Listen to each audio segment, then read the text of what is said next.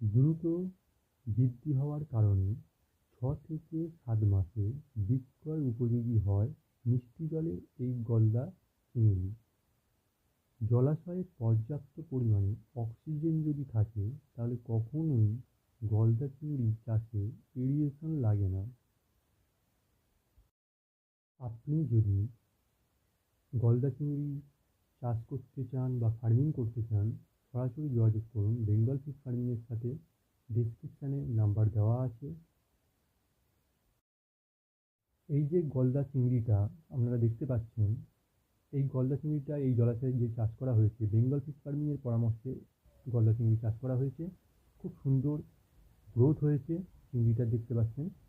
আপনারা যদি চাষ করতে চান এই একইভাবে সরাসরি আমাদের সাথে যোগাযোগ করুন বেঙ্গল ফিশ ফার্মিংয়ের সাথে। বেঙ্গল ফিশ ফার্মিং সর্বদাই আপনার সাথে, সর্বদাই আপনার পাশে। সবাই ভালো থাকবেন।